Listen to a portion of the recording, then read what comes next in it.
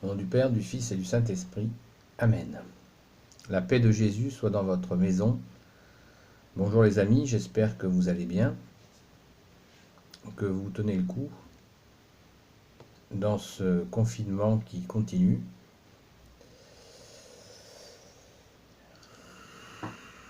Et qui nous pèse à tous, à toutes et tous, de manière diverse.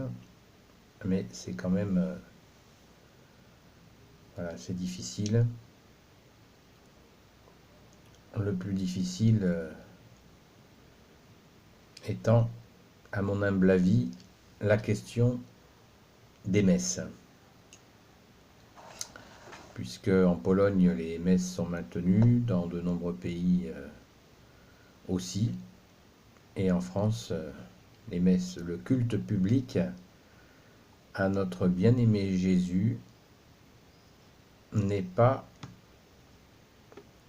assuré, et c'est un grand problème. C'est un grand problème. Il y a des pétitions qui sont en train de circuler, et je vous invite à y participer pour demander aux représentants de l'Église catholique de remettre le plus vite possible en place le culte public à notre Seigneur Jésus-Christ, seul Sauveur, seul Rédempteur. Oui les amis, c'est très important, c'est même, à mon humble avis, le plus important. Alors, justement, à propos d'église, je voulais vous parler aujourd'hui, nous sommes dimanche,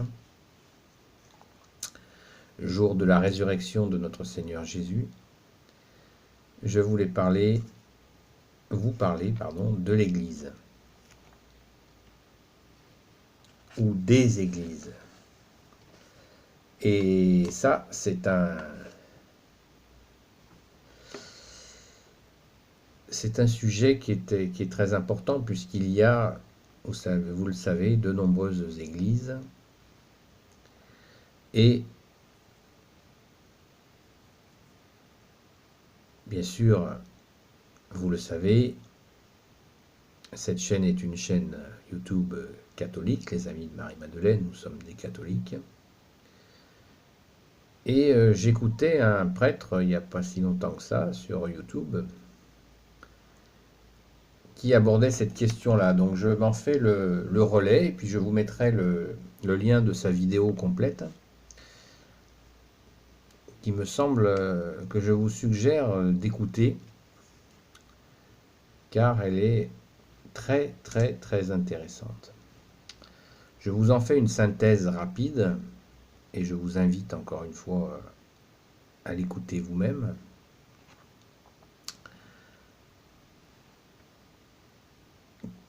Car il explique les choses bien mieux que moi. Cette prise de conscience, prise de conscience, c'est-à-dire qu'on peut le ressentir, le vivre, et pas forcément en avoir pris pleinement conscience. C'est-à-dire que l'Église catholique, à la différence de tous les autres groupes qui se revendiquent de Jésus, et notamment les groupes protestants et évangéliques, la grande différence, c'est que l'Église catholique est la seule Église que Jésus a voulu. Et comme Jésus est Dieu, eh bien, nous sommes les fidèles catholiques de l'Église voulue par Dieu, qui est Jésus, puisque Jésus est la deuxième personne de la Sainte Trinité, le Père, le Fils Jésus, Fils unique, et le Saint-Esprit.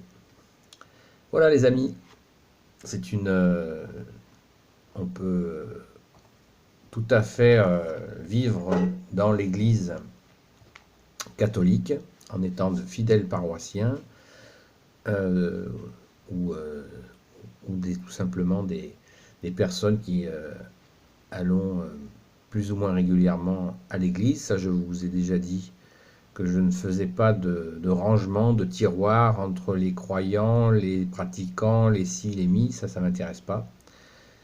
Tout ça, ce sont des jugements, je pense qu'il faut se tenir loin de cela, car il n'y a que Jésus qui sonde les cœurs et les reins pour savoir qui est fidèle, qui ne l'est pas.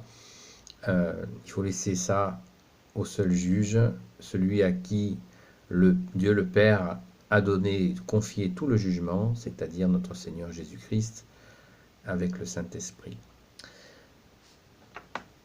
Voilà les amis. Donc, nous sommes dans l'Église catholique, nous sommes dans l'Église que Dieu, qui est Jésus, a voulu pour nous. Il a voulu cette Église-là. Il n'a pas voulu une Église qui se soit fondée par des hommes. Et oui, parce que la recrudescence des églises, des temples, etc., ce sont des volontés humaines. Et oui, ce sont des hommes qui disent, bah, tiens, je vais faire un temple, un courant protestant, évangélique, etc. Et on va bâtir un temple, on va louer une salle, on va ci, on va ça. Et ça, ce sont des volontés d'hommes. Alors qu'à l'origine, Jésus a dit à Saint Pierre, tu es Pierre et sur cette pierre je fonderai mon église. C'est-à-dire que c'est Jésus qui a demandé à ce que cette église soit fondée lui-même. Jésus, qui est le Verbe de Dieu, a demandé cette église. Voilà, donc je pense que je l'avais compris, mais ce prêtre l'explique tellement bien que je vous invite à nouveau à l'écouter. Vous aurez donc le lien de sa vidéo dans les commentaires. Voilà, la différence entre l'Église catholique voulue par Dieu et des églises voulues par des hommes.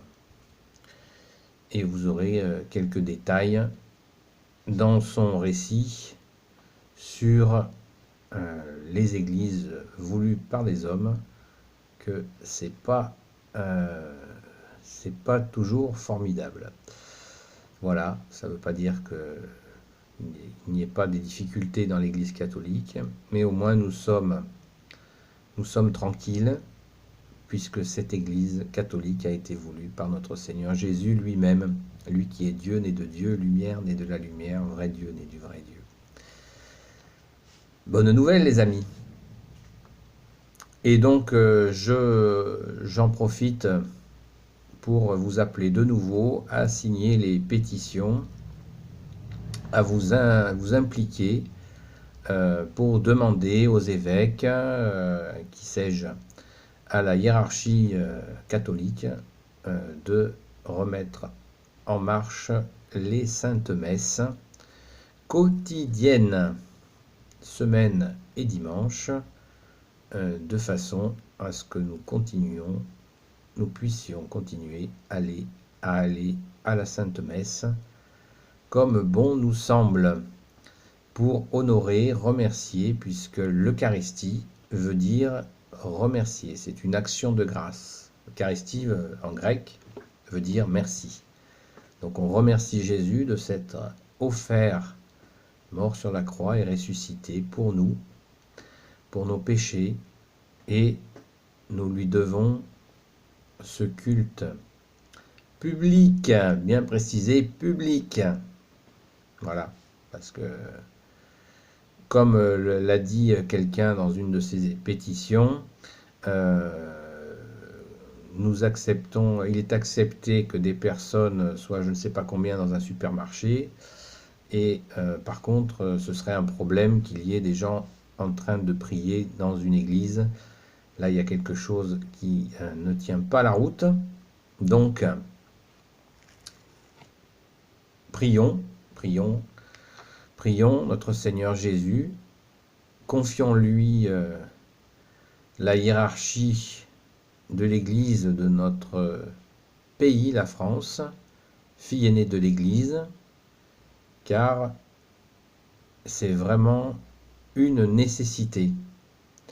La date du déconfinement a été posée et il faut impérativement que nous puissions aller à la messe librement pour que le culte de notre Seigneur Jésus soit restauré, le culte public de notre Seigneur Jésus soit restauré.